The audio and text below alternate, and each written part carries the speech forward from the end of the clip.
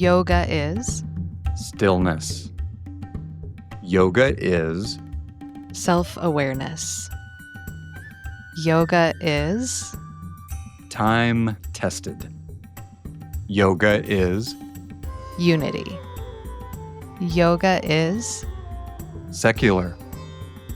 Yoga is evolution. Yoga is a never-ending practice. Yoga is pretty much everything. Yoga is a practice to become. This is Yoga Scussion. Gina, we've got, all guests are special, but we've got a special guest on today's Yoga Scussion. What should we know? What's a primer?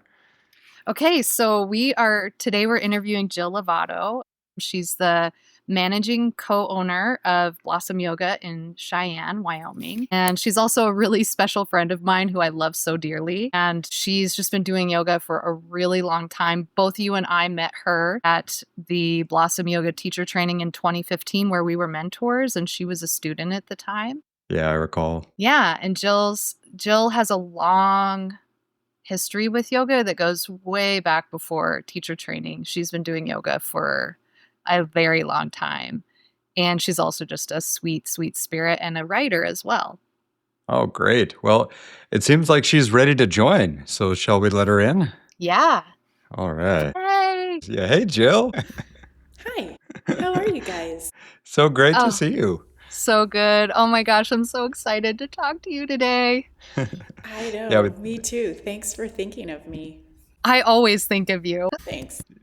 Gina was kind of contextualizing you for us and listeners, and I was thinking it's been a long 10-year minute since we were connected, Jill. Wow. Yeah, but seeing you again, it's just like, yeah, it's just bringing me back. 10 years. I know. That's a long time. Yeah. Yeah, it's hard to believe it's been that long. Like, I feel like it was yesterday.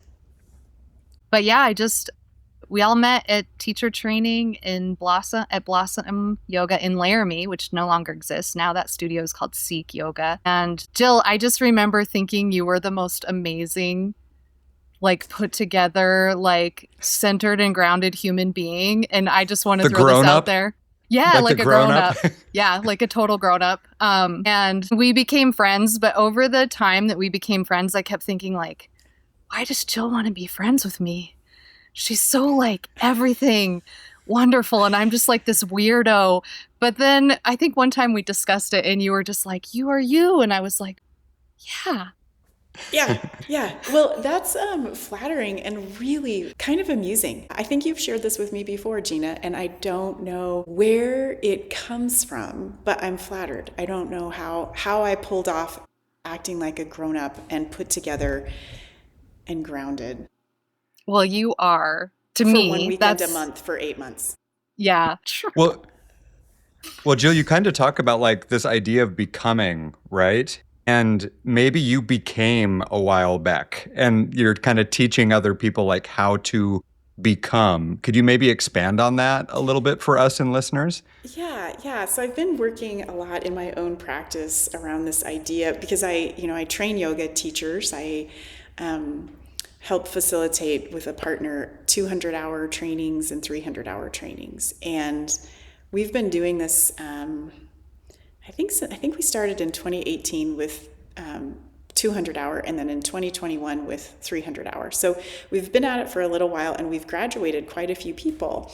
And I used to talk about evolution all the time and how like we're always all evolving and it's, sometimes like in some contexts we call it growth. In some contexts we might call it progress. And then what I realized is that growth, progress, evolution are lacking, for me anyway, and maybe it's just semantics, but lacking a little bit of an anchor.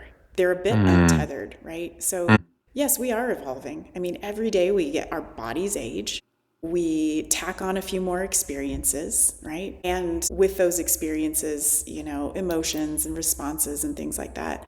But really, so there's nothing interesting about that or special. It's just happening. And it's happening to all of us all the time. When we really sort of lean in against the experience, the response, the changes, and bring a little bit of like presence to that, a little bit of what I like to call intention, but really it's just observation. It's not ascribing any kind of outcome. It's just being sort of aware, like really, really aware. Then to me, that's becoming, and that's the goal. We have to become ourselves. I mean, we're born with all the ingredients, but it's a little bit like, you know, when you buy the box mix of like brownies that have nuts and chocolate chips and all the things, everything's coming in like 3 separate little packages inside the box. And then there's a lot of other ingredients that you have to add. It's all there. But we're the ones that have to put it together, right? And make something tasty. Yeah. Yeah, and that's in my mind, that's the really interesting difference between becoming and evolution. Evolution is happening no matter what. You're evolving, I'm evolving, we all are. But being present to that, not bypassing any of it, but moving through it with some awareness allows us to just step into the role of being. Yeah. No, I love that because I feel like so many times in these yoga contexts, there's this like really intense, there's this thing about purpose and meaning, and it annoys me and it makes me angry at the same time. And then it also like kind of shreds me up too, because it's like, where's my purpose and what's my meaning? And like evolution doesn't really have much of there isn't, in my mind as a scientist, it's not like, oh, evolution has purpose and meaning, right? It's just an organism surviving on the earth. And so we can look at animals and plants and how they have interacted with each other and been shaped. And what you're saying makes a lot of sense to me, because it's not imbuing it with necessarily find your purpose or what's your meaning here on this planet, but it's like maybe the purpose is just growing into who you are. And like yoga can be this amazing process to help facilitate that. Yeah, I think that's exactly it. The practice of yoga is so simple, right? Being a human is actually kind of complicated. But if you sort of strip yourself away, or strip all of that complication away, then all that's left is to become. And I don't think that we have to know our purpose or our dharma or whatever. That all just works itself out as we become who we're meant to become. Yeah, it kind of reveals itself. Yeah. Yeah.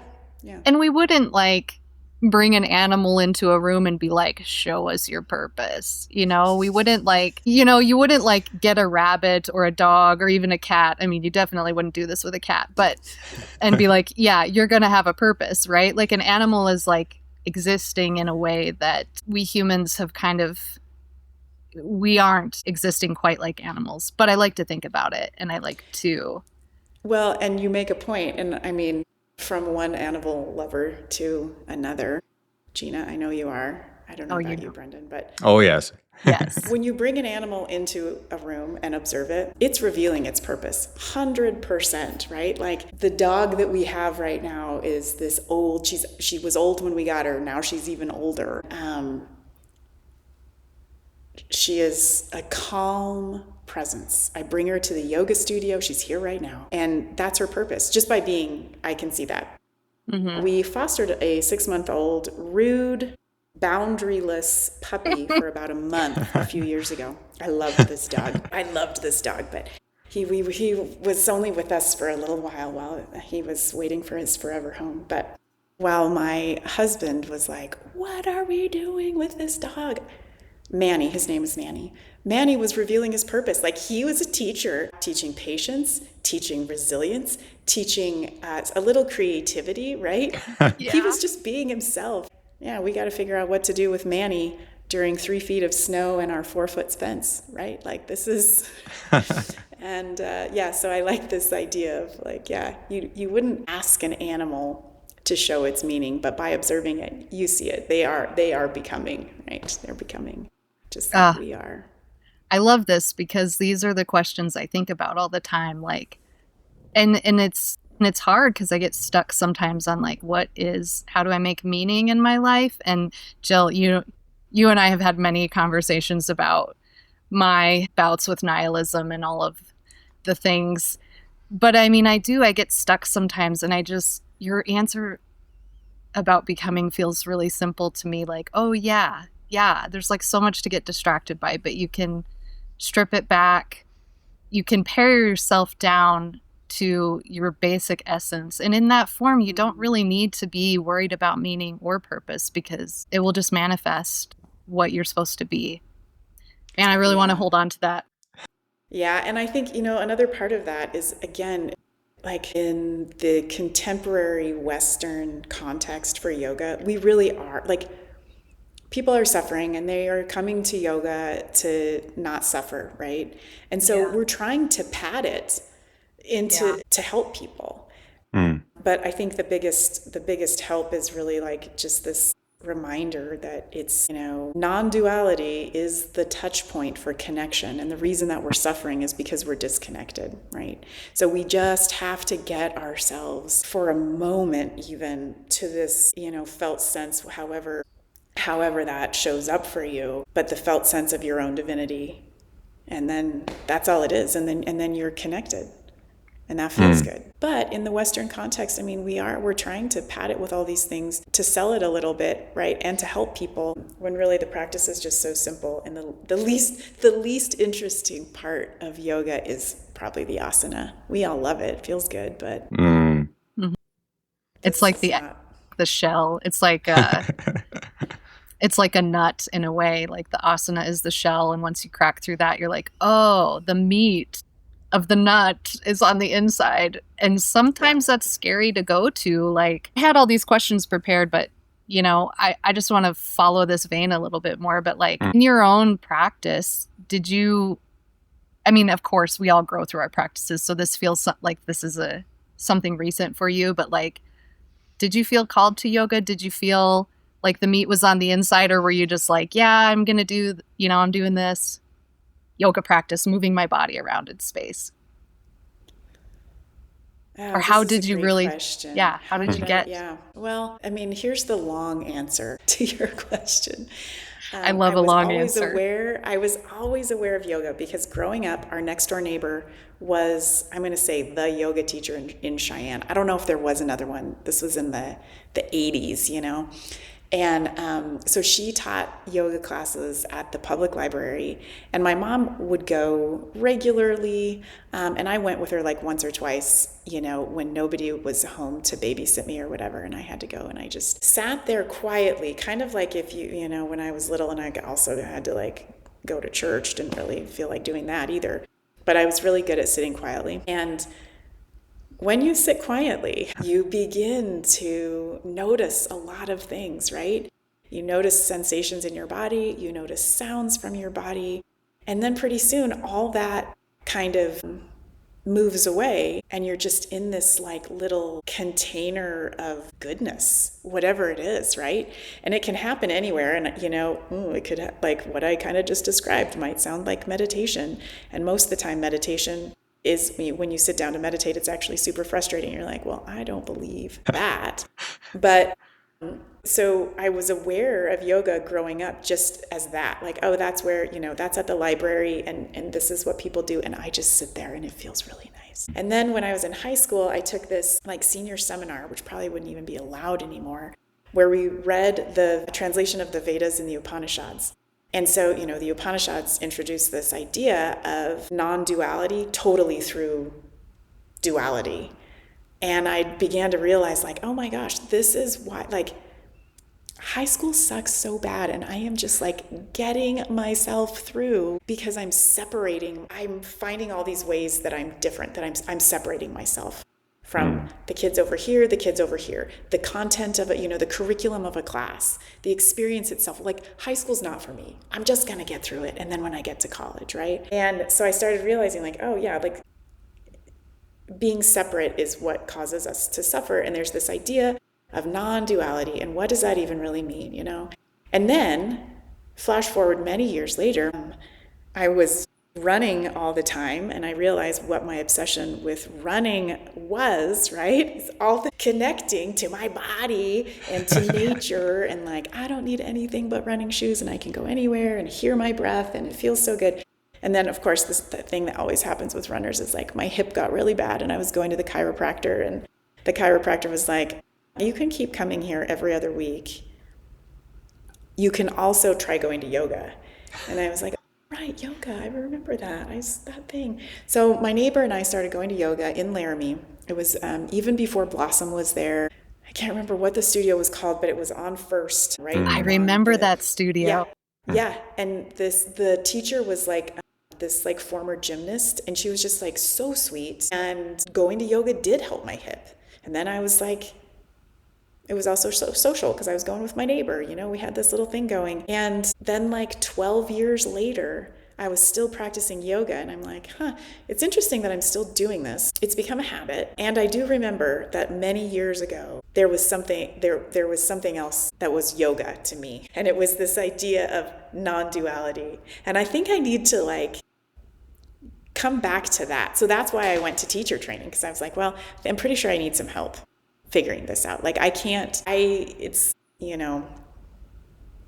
it's going to be diminished returns on my time investment if I try to do this myself. I'm going to go get teachers, do this in a group. And so that was what took me to teacher training, was really like, help me, remind me of what this idea of true connection is. And like, why are we practicing asana? Like, where does that fit in? And anyway. No, that's great. I think there's so much in there, Jill, that I know I connected to, and I imagine many other listeners could connect to as well.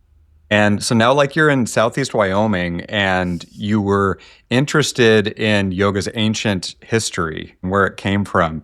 So, as you know, Southeast Wyoming isn't exactly a major metropolitan hub, right? So, like, how are you navigating, like, the unique challenges or maybe even opportunities in teaching yoga, bringing yoga to a community like that, given your interest from early on in your life?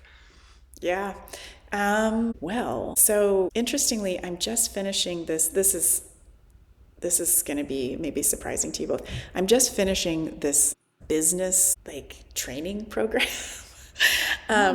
that was 12 weeks through the Goldman Sachs Foundation. It's very cool, called 10,000 Small Businesses. And I've learned a lot. One of the most valuable things I've learned is that I don't necessarily do things according to logic. And this has been pointed out to me by other people, but it took me doing this business training thing to really get that. And yet, I've had this studio for almost 10 years, and it's still going strong. It's still, I think, of benefit to people. It certainly feels like a privilege and a pleasure every single day. And I think the way that all of this has come together is not through logic or, analysis, but really just like following, like, the next step is this, the next step is this, like, oh, here I am, what's the next? And by doing that, what has really sprung up is this lovely community. So my goal in the studio and everything that I offer here is really to remind people of the full practice of yoga. And when I say that asana is the least interesting, it kind of is. I mean, I love bodies. I love looking at bodies, and like, our bodies are like part biology and part biography, and like they're amazing. But really what I try to, even when I'm teaching asana several times a week, what I'm trying to cultivate is connection. However that shows up for people. And in doing that over these last several years, this studio has been built, and it's a community, and people make friends here. They hang around and chat. I was kind of late getting to you all today because I taught a class and people were not leaving. They weren't really here talking to me. They were talking to each other. And I was like, oh my gosh, like, when are they gonna? So that's a form of connection, right? I think, it's certainly people walk through this door and they're like, I'm here for my like yoga workout or whatever. That's right. Yes. And it's fine if they keep coming year after year for that. But my sense is that even the people who come for that connect with something else below the level of consciousness, maybe, which is fine. Yeah. I'm not That's sure beautiful. There's so many levels of connection, right? Like, we think of, I mean, I feel like we live in a really disconnected society right now, right? Where it's like, rather than come together, we're like schisming apart. But there's like the connection of like connecting with your teacher, connecting with your body, connecting with your breath, connecting with other people in the practice, connecting like even subconsciously, like with your deeper self, even if you're not aware of it. Like yoga's kind of subversive in that way.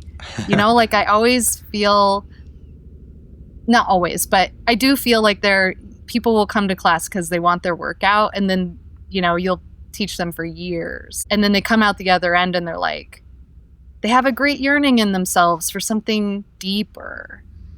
And I think that physical work it's like the gateway drug.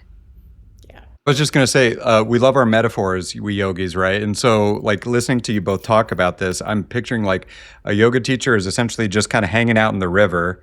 It's like, hey, if you want to come paddle over here, you know, we can talk about how, you know, paddle, you know, how to row this canoe. But when you want, you know, you're at the riverbank, you know, you're dipping your toes and whatever, because we've all kind of been there in our own ways, right? Like asana now is maybe not as interesting, but you know, maybe we all had that point where all we were doing was trying to tackle and master and learn asana as if that was the goal, right? Yeah. And then exactly right. It becomes a practice, right? Like I have to practice this so that I can do it.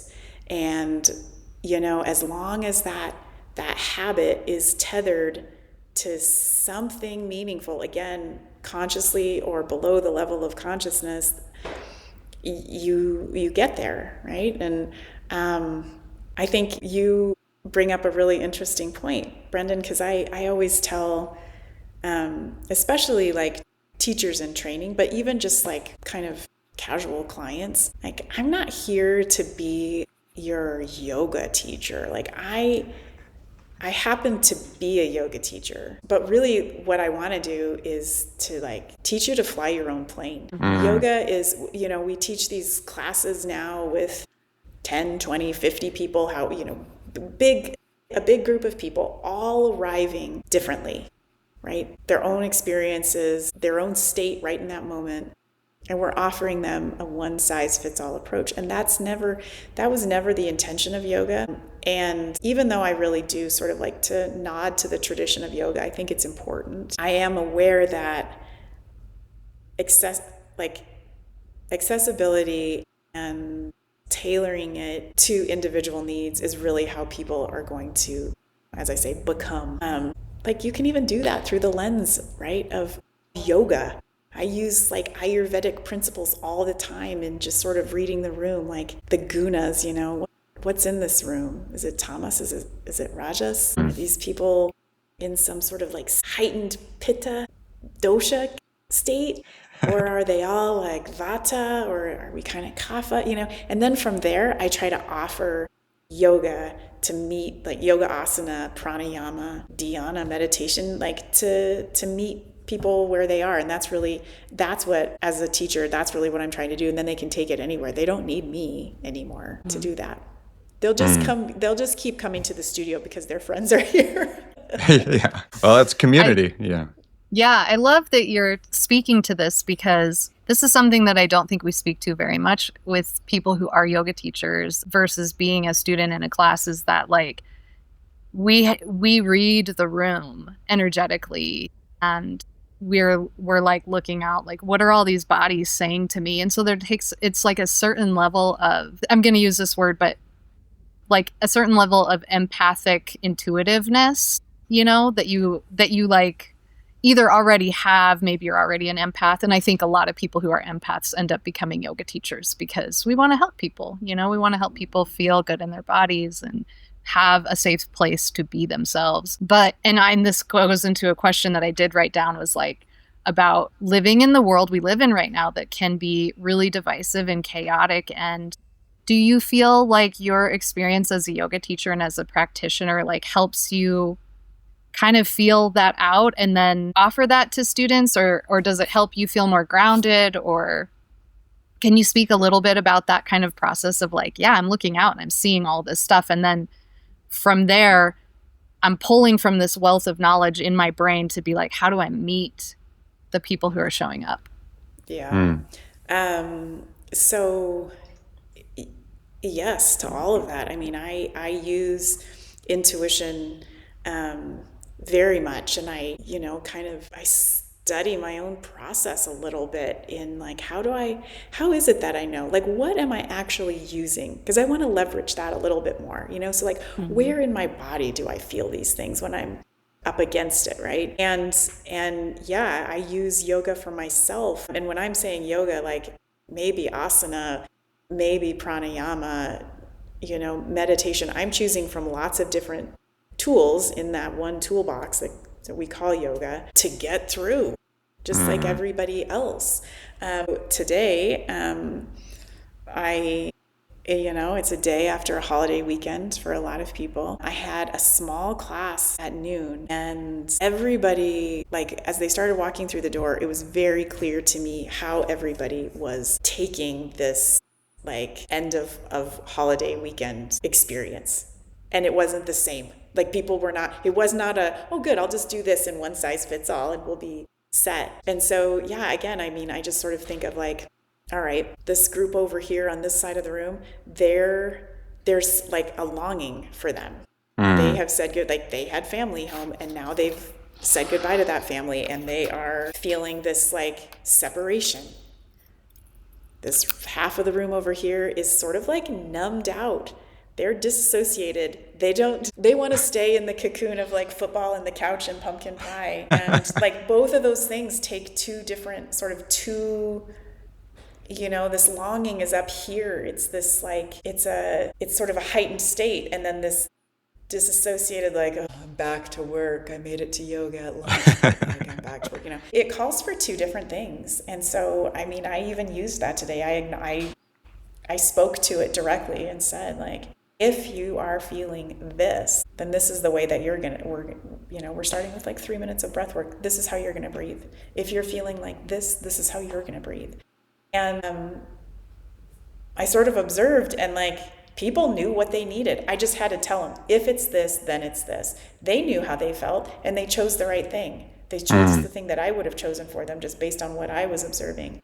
So, I mean, I think we can, even in public classes, I think we can do that. And you're right, Gina, like people are arriving maybe with similar experiences. We're all in this world together, but we're resourced differently. Our responses are different.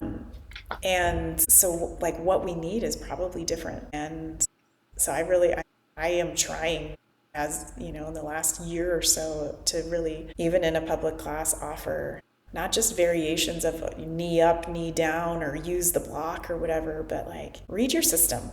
If it's here versus if it's in your belly or in your feet or in your hands, right? Like then this is for you. If you're more up here, then this is for you. Because I really think that the job here is to teach people to fly their own planes. I mean, that's regulation, whether we're saying nervous system regulation or energetic regulation or emotional regulation, like that's the first step until we're sort of,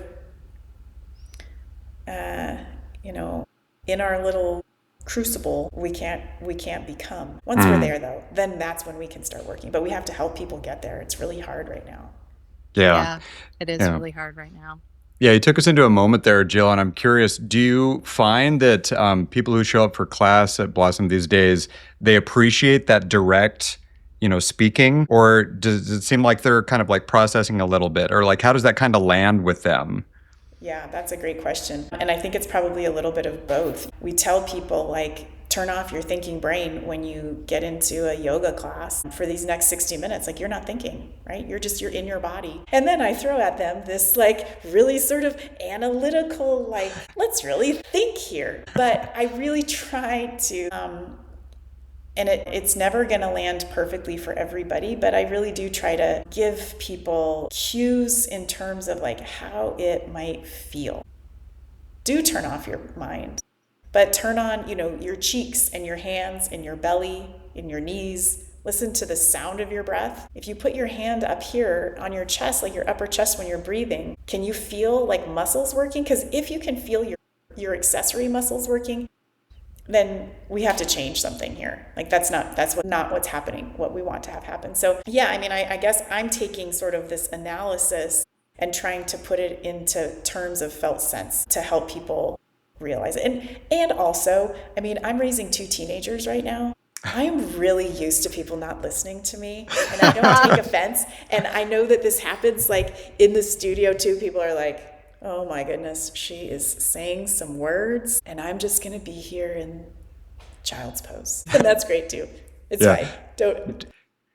Jill, do your kids practice yoga, or that's just like what mom does? I don't want anything to do with it. I'd be curious, and maybe listeners would be curious. Like, what are your teens' relationship to yoga? Yeah, it's mostly what my mom does. Occasionally the kids will come to the studio. Like, I'll invite them. I never make them. I'll invite them. They often say no. Sometimes they say yes. And they always enjoy a public asana class when they're here. But again, it's really interesting. So are they meditating every day? Absolutely not. They don't practice asana. They're both cross-country runners, and they do stretch like every cross-country runner, just like lip service and like, what are you even doing? And just doing it to run. Yeah, and then the stretching before they run, and I'm like, no. Warm up your body, get your body sweaty, then run, then stretch. Anyway, but it's interesting because I think being a teenager was hard when I was a teenager. It's hard now too for different reasons. And I watch my kids navigate being a teenager today with various resources. And I'm really kind of astonished and impressed. Like, they're practicing yoga in some ways, right? They are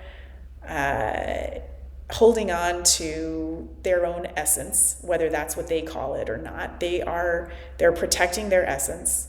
They're remaining optimistic, which is part of it too. I mean, if you don't believe that you are divine, but that's it, that's all there is, then there's not a lot of optimism there. And so they preserve their essence, they preserve their optimism, and they do it through things that I guess I would call meditative, but it's not meditation. Maybe they both run. I mean, they're both cross-country runners. It's flow for them. Yeah. Art. My daughter plays the cello and is a visual artist. And that is, as you say, Gina, flow. My son is he's a total theater nerd, and I think he's making sense of the world by playing other roles in the world. And there is something kind of yogic about that too, when you think about all of the traditional texts that are trying to teach non-duality through duality, or even meditation practices like neti, not this, not this, not this, not this, not this. It's a little like he's kind of doing that a little bit through I'm not this, but I'm going to be this for, I'm going to try it out. This show or whatever. Yeah. Mm-hmm. Yeah. So little bits of yoga come out, and I don't necessarily chalk it up to my influence, and they're definitely not here at the studio or practicing asana at home. But I do feel like there's something sticking a little bit. Yeah. I think that kind of speaks to what we've talked about in other interviews on this show, is that yoga starts oftentimes as this kind of outward practice, right? The asanas, the less interesting things, but then it starts to radiate out of people who are doing yoga, right? At some point in time, you become just a calmer person. You become more patient. And it's not necessarily because you're actually trying to cultivate that stuff. This is why I think yoga is so sneaky. I think yoga is a really sneaky thing. It sneaks up on you. Because you do it and you're like, oh, that felt so good. My body feels good. Great. And you keep going to it. And then you're like, oh, wow, a really hard thing came up today. And I did okay with that. I didn't overreact. And wow, I'm becoming less reactionary. I'm becoming more calm. So yeah, maybe your yoga is just radiating out of you. And also, I love that you talk about how kids are so much more resource today. I think kids today have such a better emotional vocabulary and a better emotional interface with their emotional bodies than we did in the 80s. In the 80s, it was kid, I don't want to see you. Come home for lunch and dinner. Bye. Mm-hmm. It's 10 p.m. Do you know where your kids are? You know, I mean, they had to do PSAs for our parents. Maybe not your parents, but some We parents. were all so scared that we were going to get stolen because Oh, we were yeah. just out in the world. And yeah, it is interesting. I mean, there's so much, at least, and again, I mean, I have a 13-year-old and a 16-year-old, and it's just 2 kids. So in my very anecdotal experience, there's a lot of compassion among kids. Yeah. And a ton of acceptance. And, you know, that's one of the things that yoga has given me. Acceptance for sure, right? Like, just let go of expectation and control, right? control like that you we're actually don't have. Yeah, we don't have any control as humans. We have very little. And I think the most control we maybe have is just understanding how little we have. Yeah. Acceptance. And Wow. I think kids are really good at that. And then, you know, having a bunch of compassion. There's very little, you know, they might judge sort of the superficial things, but they're really not judging each other's character. Like I never really hear any of that. Mostly it's just a lot of acceptance and compassion. That's not just my kids. 2 kids of, you know, a small town yoga teacher, mom. I think it's just sort of across the board. But what I do hope my kids learn from me, whether it's conscious or not, is like we're all resourced differently from day to day. Everyone's doing the best that they can with the resources that they can access today. And we keep going. We keep moving forward with some awareness, with some presence. Like, and it's, you know, both my kids have cell phones. One has social media, the other one doesn't. And it's easy to bypass or to misunderstand what connection truly is. Yeah. But, you know, one thing that I really do try to tell them is like, and my daughter is 13, she's in 8th grade. And what I tell her all the time is like, don't fit in, belong, right? Like, and same thing, don't try to get people to fit in with you. Let them know that they belong with you. Like that's, and I think that's, you know, that's part of that understanding of connection, right? Like, Man, that brings tears to my eyes. And it's self.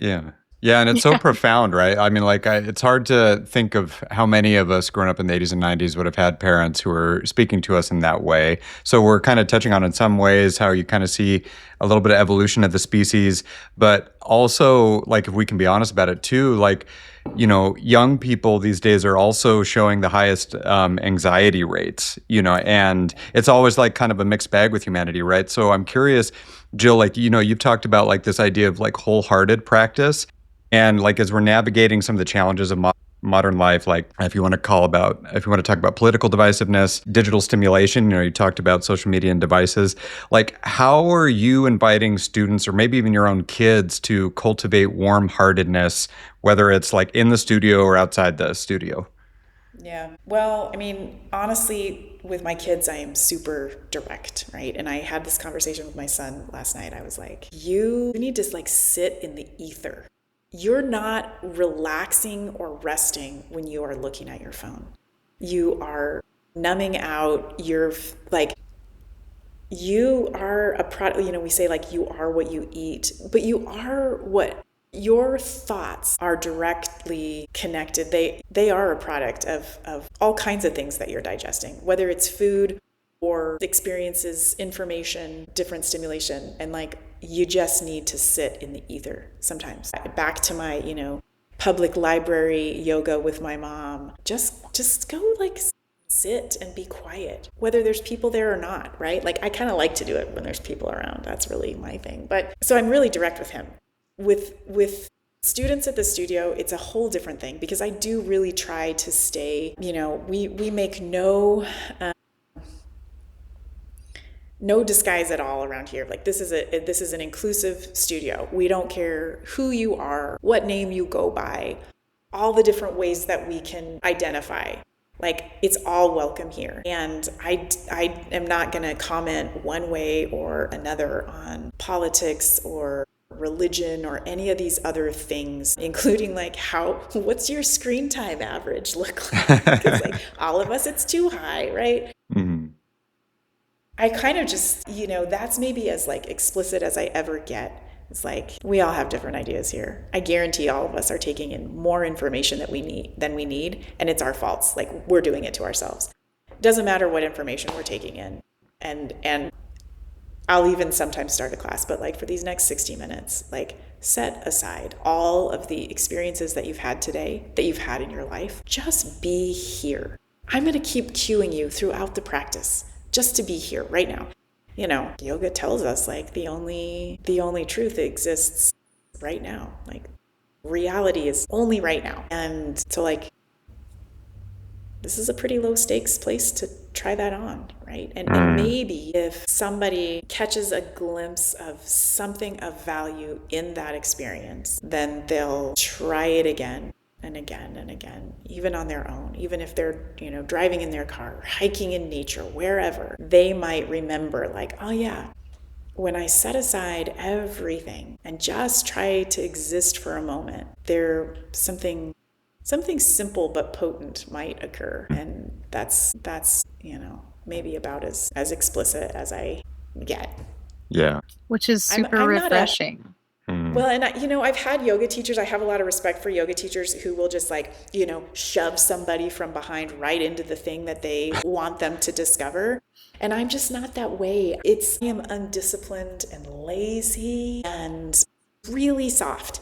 And so for me, it's like, I just kind of want to like, I'm never going to shove somebody from behind, but I might accidentally like shine a light on it for a minute for them to, like it's more interesting to me and more my nature as a teacher to let people walk into the thing on their own and never even know what role I played in it. I don't need to know, and neither do they. I think that's really powerful because I've had people shove me into what they want me to know, and it never really works out that great. Or maybe they think it's going to, but there's like, we're all here, right? We're all on this planet. We're all going through what we've chosen and what we continue to choose in our lives. And I think the most powerful thing is when you can just create the space for someone to like lay down all the things, right? Lay down the swords and the guards and the armor and lay down the relationships and the stories that we tell ourselves about who we are and what we're doing with our lives. Lay down the traumas and the bruises and the breaks and the hurts and the pains, right? And like soften into like the piece of you that is eternal, the piece of you that is untouched by all of that. The piece of me that doesn't even know that I came from my parents or are connected to people. It's like the piece of me that could forget all of that stuff that's still alive and vital and like incomprehensible, but also eternal. And I think there's so much power in that. Like it reminds me of when I was in therapy and my therapist was like walking me through something and she like asked me if I would do the thing to somebody that had been done to me as a child. And I was like, oh no, I would never do that to a child. And it was just like, I got hit, right? Like, would you hit a child who's like 5 across the face? And it was like, no, I would never do that. And then she just said, do you see what that is? And I was like, no, I didn't, but I do now. It's a powerful experience to like, she could have just said, that was abuse. But instead she was like, do you see what that is? And it was like, I didn't, but I do now. And not saying that everyone's experience is like that. But like you giving... bring up an interest... Go ahead. Sorry.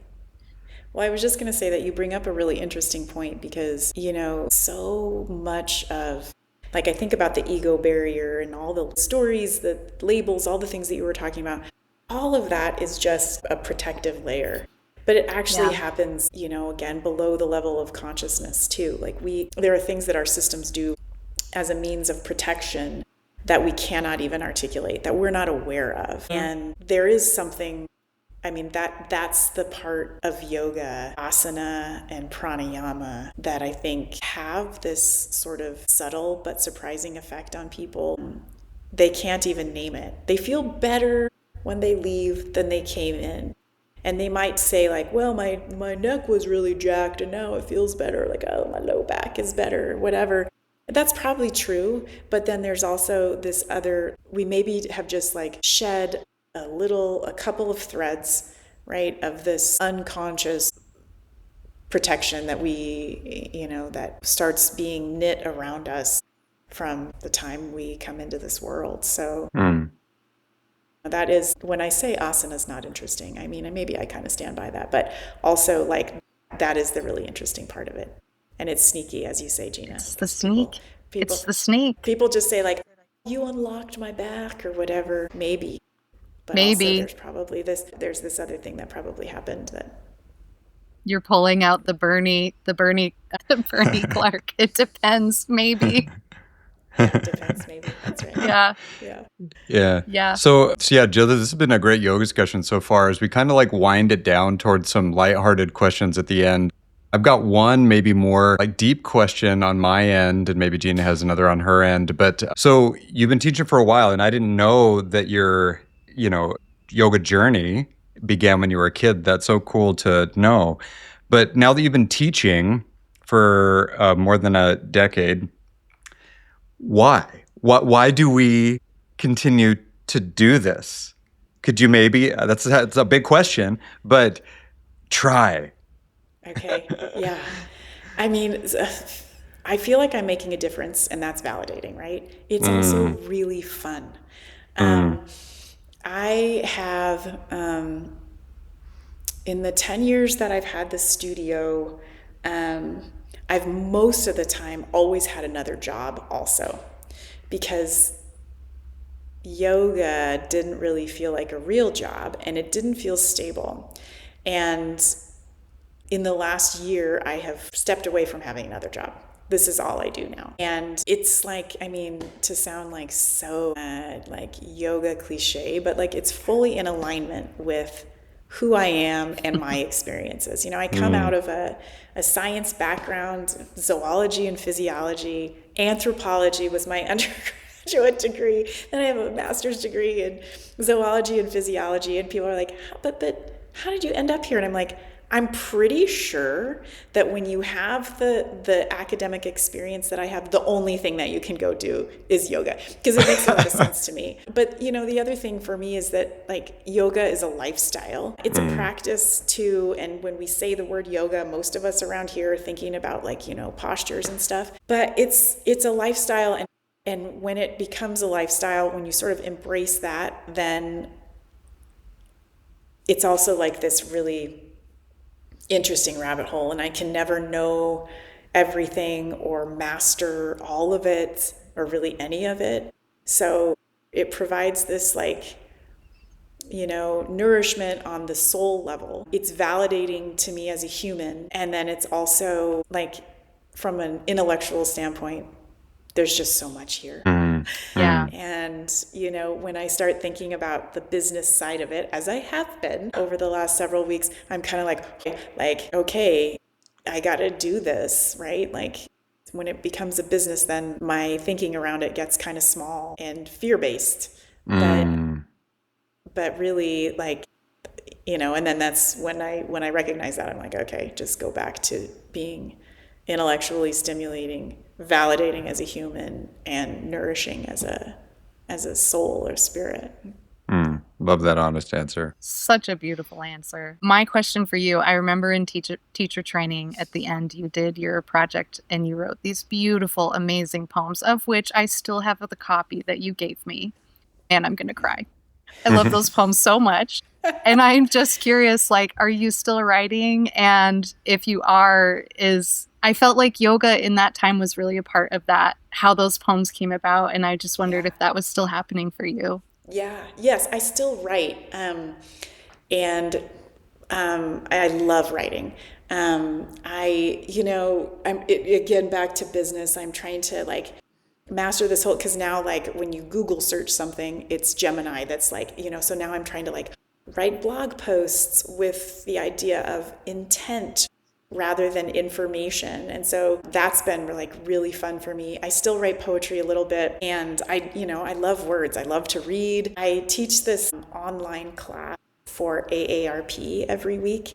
And because it's online, I'm like trying, and Interestingly, it's through AARP Wyoming, but it's like hardly anybody from Wyoming joins it. It's from everywhere else in the country. And so I'm trying to like foster this sense of connection.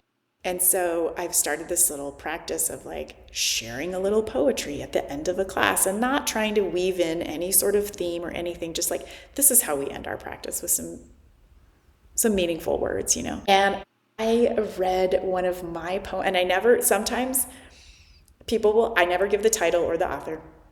Sometimes people will ask like, who was that? What, you know, I put in the chat like, oh, it's so-and-so.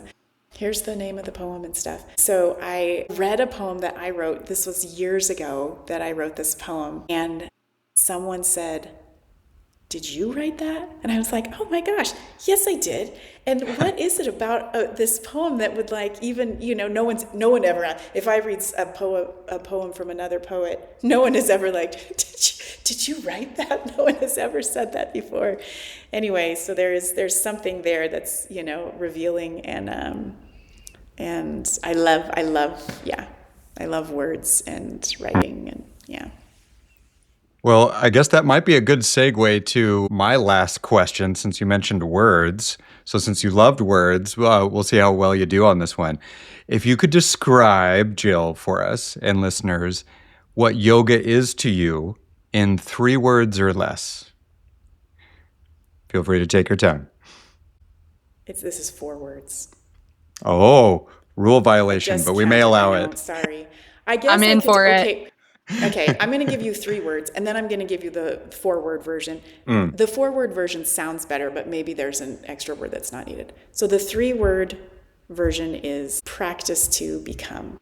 Again, this is all we're meant to do, right? Is to step into the role of who we are. The 4-word answer, which sounds better, practice to become. You know, I think we might allow that, Gina. I mean, that's just, yeah. Yeah, I am writing this down. I am going to make a sign. That's great.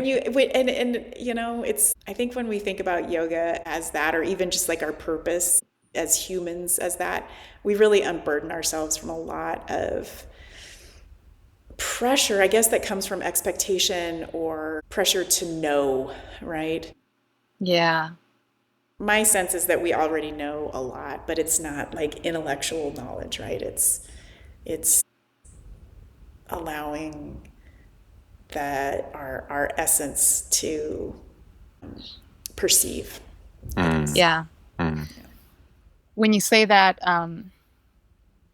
I like as a kid, I had this I still have it. I still have this feeling of like, I know who I am, like in the very, very deepest core layers of myself that like others cannot see. And thinking about a practice to become or practice to become, it makes me think about stripping away the layers of, like you said, expectations from what maybe my parents expected of me, my siblings, what I expected of me, all the people we're in these like relationships with, but also like society, like being a woman, being a, you know, human, being all of these things, till you get down to that basic inner, back to that feeling again of like, oh yeah, this is who I am, which is both enlightening and terrifying at the same time.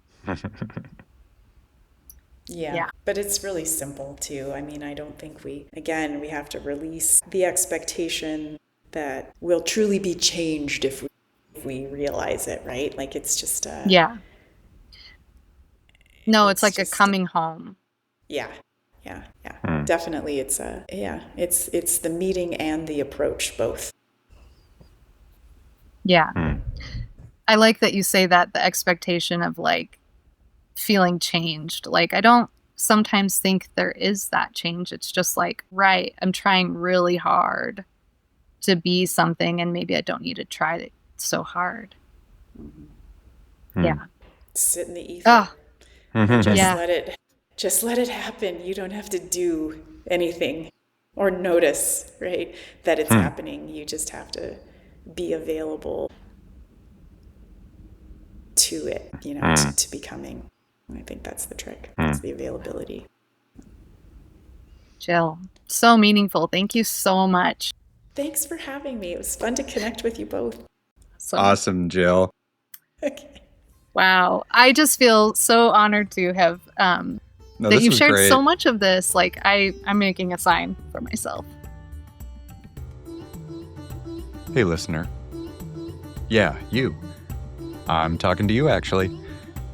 If you've been enjoying the show, please consider leaving us a review on your podcast listening platform or giving us a shout out at YogaScussion at Podmasana.com. Or you can also reach out on the socials. We are on Blue Sky, Mastodon, Instagram, and YouTube. Sharing a review with others helps a lot. Thanks for listening and leaving a review.